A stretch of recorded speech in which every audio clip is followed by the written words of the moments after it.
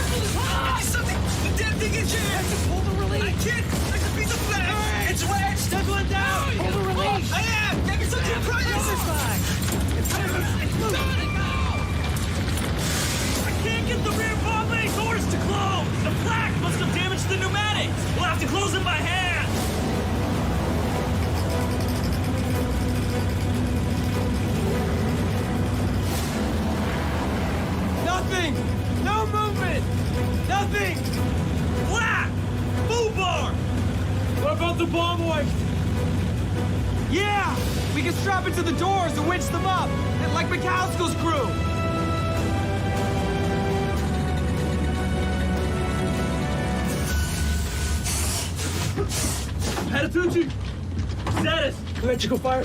How bad? Bad. Real bad.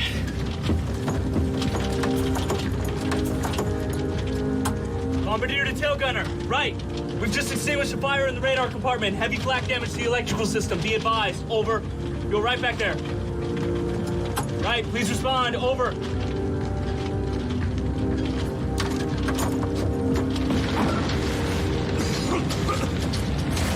Every available fire extinguisher back here, understood? Yeah. Go!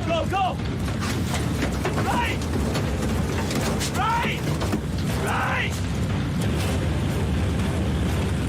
Ship's interphone non-functional, Captain. Ship's radio still transmitting and receiving, but I don't know for how long. Mayday. This is MASH note. Over. Mayday. This is MASH note. Transmitting for fix. We will be Davy Jones, over. Captain, all radio facilities are out. We have A channel, VHF only. Again, A channel. Mayday. Wing, this is Dragon Lady. 277. Respond, over. Copy, Dragon Lady. Go ahead, over. We are heavily damaged from flak. Electrical fire in our tail section. Inform Playmate of our condition. Copy, Dragon Lady. Damage due to flak. Electrical fire aft. Informing Playmate. Over. Roger, Wing. Shutting down power until this fire's under control. Copy, Dragon Lady. Out. Gibbs! Cut power! Copy! Cutting power!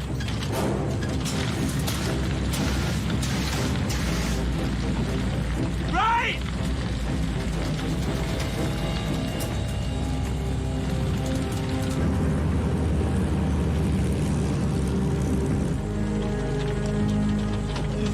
Find a place and get yourself secure! Captain, the fire's under control. It'll stay out as long as the power stays off. Fighting us. Everything on this ship is electrical. That show blast under the cockpit has everything shorting out on us. Sparking wires started it. We need power back to get us home. The wiring, it's gotta be shredded. Gibbs! Sir! I need power back. Can you give it to me? Stand by, Captain.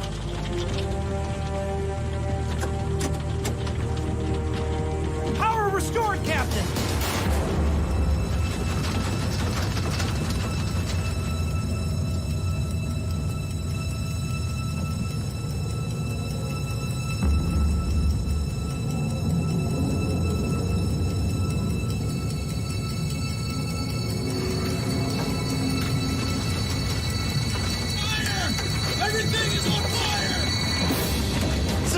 Say again! Everything is on fire! Captain, the fire's resumed. We used all the extinguishers. Wing, this is Dragon Lady. We are preparing to ditch. Radio our position and Navy. Verdeschi, what's our position? Over. I'm working on it. ETA, Lieutenant! Wing, this is Dragon Lady. This is Dragon Lady. This is Gibbs, Dragon Lady. my airspeed indicator, it's non-functional. Airspeed is 270 miles per hour. 270. Dragon Lady, 277. Respond. Over. Lieutenant, our position, please! Wing, this is Dragon Lady. Respond. Over. Captain, our position. Wing, we are preparing to ditch. Copy. Over. Captain, all radio facilities are out. Channel A, VHF out. I can't get it back. Copy. All radio facilities out. We have to cut the power. Gibbs, cut power. Copy. Install ditching braces. Open all escape exits and assume ditching positions. Prepare to ditch! Open all escape exits! Assume ditching position!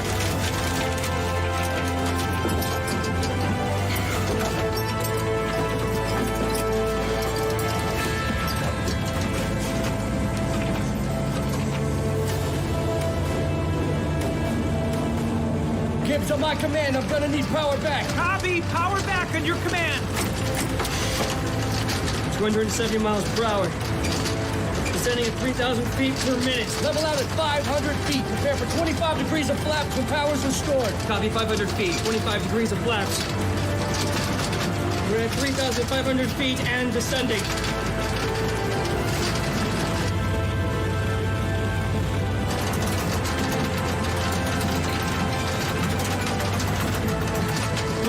feet.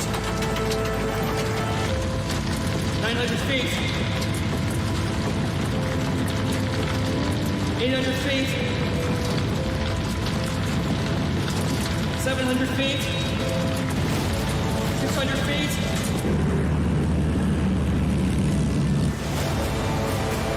Stand by on power. Standing by. 550 feet. Gibbs, power. Copy. Power restored, Captain.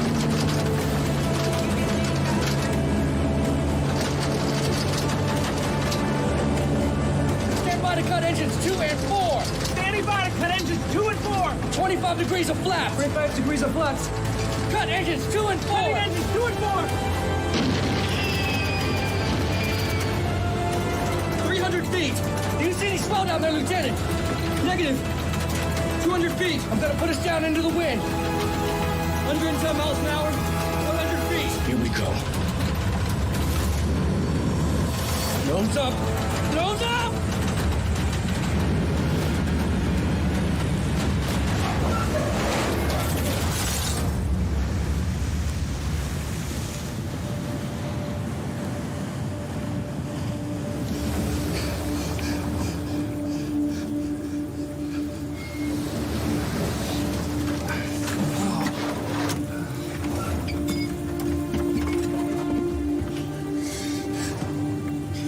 Everyone out!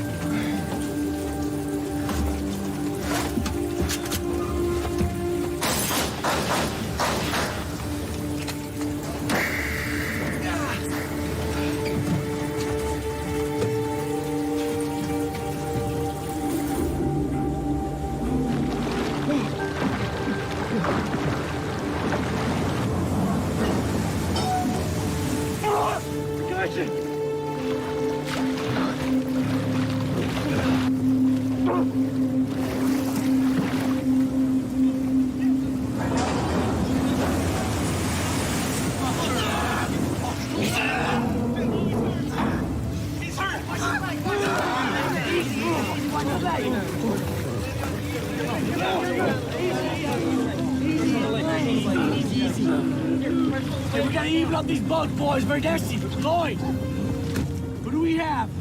Sound off. Will Coxon. Gibbs present, sir. James. Lloyd. Verdeschi. Cody. Tancredi.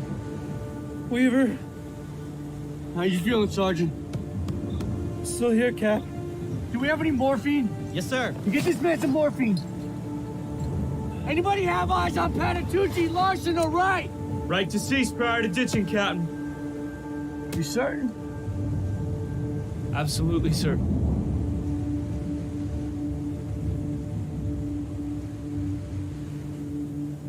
James, sound that whistle. All eyes, look sharp.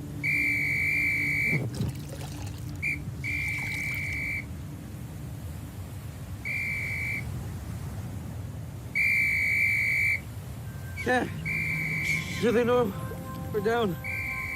It'll be okay. They'll be coming for us. They'll be coming.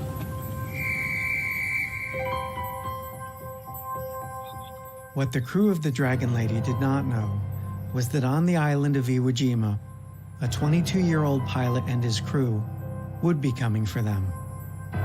But that pilot, my great-uncle, Royal A. Stratton, would never return home.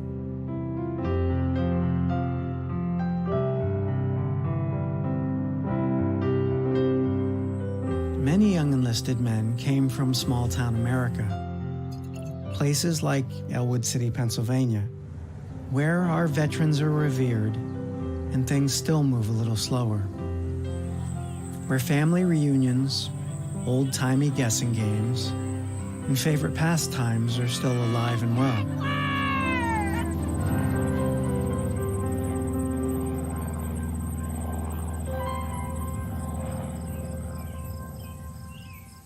For anyone who's lost a loved one in war, the emptiness left behind can resonate for generations. For my family, it was World War II. Many of us didn't know my great-uncle, just the name, Royal A. Stratton. But the few still among us who did also reside here, in small-town America. I didn't know it then, but going home is where my long journey began, traveling back through time. 1924. I was born in Elwood on 1st Street. I had 3 brothers, 3 sisters. And Ruth and Ada and me are the only ones left. Royal's my brother next to me, older. Enjoy being around him. He's my close friend. We only had one toy between us. We had one sled, built a big bonfire, and sled ride all night with the whole gang.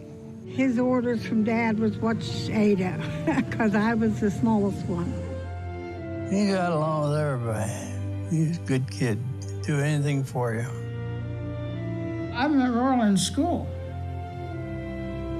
We were in the 5th grade together. We went to a one-room schoolhouse about a quarter of a mile away.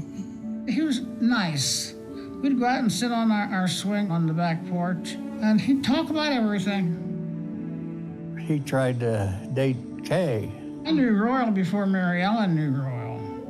My mother's maiden name was Timmerman, so it was Mary Ellen Timmerman, and he was dating my Aunt Kay at the time. Well, I was going with another fella. Mary Ellen was her sister. I said, would you like to meet her? He said, sure. She kind of liked Royal, so she said, I'm going to have that guy. That was it. So she started dating him. They hit it off, and here we are. My mom, she was a Spitfire. One time when my dad was supposed to pick her up at 7, and he wasn't there, and she left. And he came about 10 after 7 and asked where she was, and she says, if you're not here at 7, she's gone. She wouldn't wait on him. From then on, if he was going to be late, he'd call. And my grandpa, his dad, would say, I want to meet this girl that's having you call her when you're going to be late. He was never late again. Well, he wanted to learn to fly. So he took lessons up at Newcastle Airport, learned to fly up there. It was about 100 yards north of where the present one is. The building is still there. He enjoyed flying. He'd come natural to him. It was a Travel Air 2000. It was a biplane, 2 wings, open cockpits, powered by a 90 horsepower OX-5 engine. He was very gifted as a pilot. And I'm so proud of him, very, very proud of him. We all got along good in them days. In different times.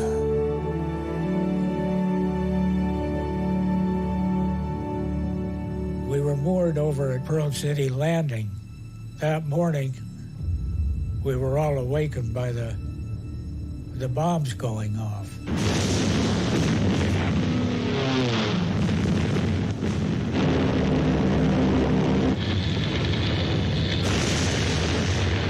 At 7:59 a.m. That's when they hit. When they bombed Pearl Harbor and they sunk the Arizona and they sunk those other ships and those men were in steaming oil on the sea dying, the country rallied, but the country was different. I was at a movie at the Tivoli in Richmond, Indiana, when they closed down the screen and the owner came on stage and told us that we had been bombed. I think we realized at that time that we were going to be in a long fight. I was studying for a final exam. President Roosevelt was on speaking about the Japanese attacked Pearl Harbor. Well, I didn't know anything about Pearl Harbor and never heard of it. 1941. Went to school, and when we got to civics class, our teacher had brought in this portable radio, and we listened spellbound.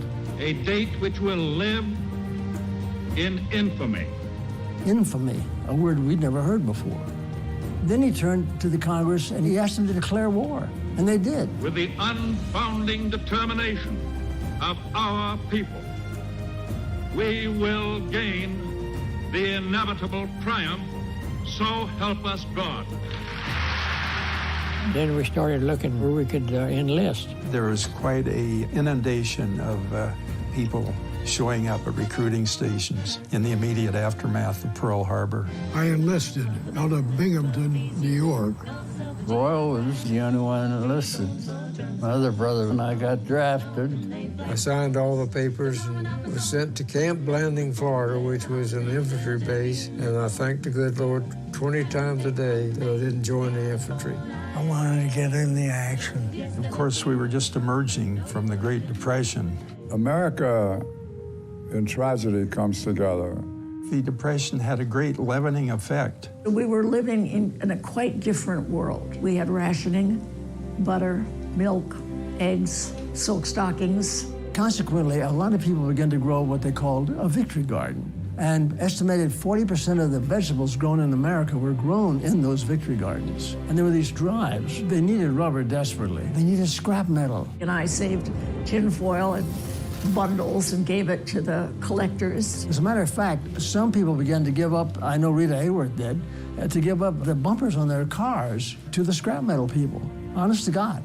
Everybody shared in the war effort. My mother rolled bandages, worked for the Red Cross in Oklahoma. My great regret then was that I wasn't a little bit older so I could actually wear a uniform. I wanted to do that too. I wanted to get involved. So I convinced my mother that if I joined the Navy underage, I would not be sent overseas until I was 18. That was a lie, but I was desperate. I wanted so badly to get into the service. It had to be fought. We were fighting Hitler, Mussolini, and Tojo. The entire world was at war. These madmen had to be stopped. So you sign on and you do what you can. And so we are a nation that had a purity of purpose, and that was to eliminate evil in the world. My name is John Ray. Freeland C. Terpening. Walter O. Shepard. Milton Robbins. Mark Kishigon. Raymond Lee. Laurel Westerman. John Mesterly. Edward Getz. Lyle Lemonhofer. Jerry Ellen. Earl Holloman. John Logan. I was in a 30-man cadre. They had sent us to Keeslerfield, Mississippi to set up quarters for a new squadron that's going to be formed. And it turned out to be, it was the 4th Emergency Rescue Squadron.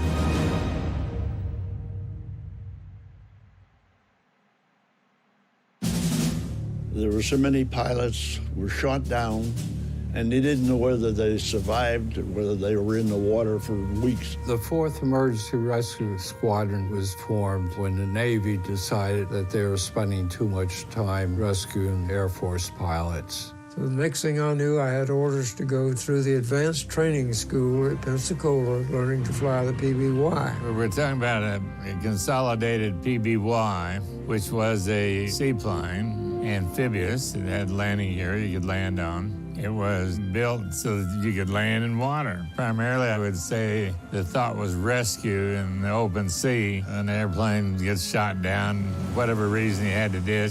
PBY was one of the best airplanes for landing and picking up people and retrieving them. The tanks, just the wings, had a little over 2,000-gallon capacity all told, with a couple of what they call Tokyo tanks or auxiliary tanks under the wing. We had one under each wing at 165 gallons apiece. But anyway, that gave us about 20 hours flying time. Our planes were built by Vickers in Canada. The Army designation of the plane was a OA-10A, OA standing for Observation Amphibian, but it's the classic PBY-5A. President Roosevelt had what they referred to as reverse Lend-Lease, and they were a carbon copy of the black cats that our Navy had made history with. After we were graduated from Pensacola, we were designated naval aviators. We were then entitled to wear Navy wings and Air Corps wings. We wore our Air Corps wings all over our heart, Navy wings on the right side. After we were sent to Biloxi, Mississippi. Keesler Field. That's where we became a member of a crew. Most of us were pretty pleased that we were in a rescue outfit that was to save lives instead of taking lives. So we worked pretty hard at it, hard as we could. They quickly brought in enough personnel so that we had 12 planes, and that would make a squadron. And my pilot was Royal Stratton. I knew Royal Stratton real well. He was a dear, good friend, extremely excellent pilot. I can't say enough about his pilot ability, and a fine man. And he was tall for a pilot. I think he was about 6'4". When I was by him, we looked like Mutt and Jeff. And then flew from there to McClellan Field in Sacramento, California. We went over with white planes, and they painted them blue to match the water, so planes flying above us wouldn't be able to see us. It was a Catalina, and we named it Prowlin' Puss. And we had a prowling puss on the side of the plane, and he's sitting drumming his fingers. It was a real good picture. We thought it was. My engineer, he came up with the name Super Duck, and he painted Super Duck on Super Duck. We called it the old lard ass. Took off at 90 knots, flew at 90 knots, and landed at 90 knots. Well, he just showed up one day and had the name on it. It was spelled Pistofe. When we talked to Stratton, he told us that that was French for flying boat. And he pronounced it Pistofe or something like that. It was a play on words, obviously. But the way it was spelled, it looked like pissed off, and everybody appreciated that. We kind of made history wherever we went. And if we ended up in the news in any way, they would blot that out. We waited there for our instructions to go overseas.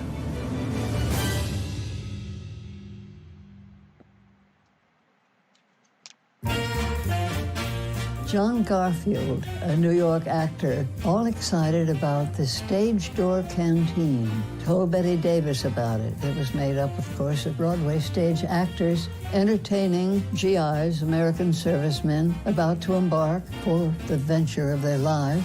And Betty instantly caught fire and said, "This is the West Coast port of embarkation, and they're coming flooding through here, and they have nowhere to go. So there has to be a Hollywood canteen," and indeed, it happened.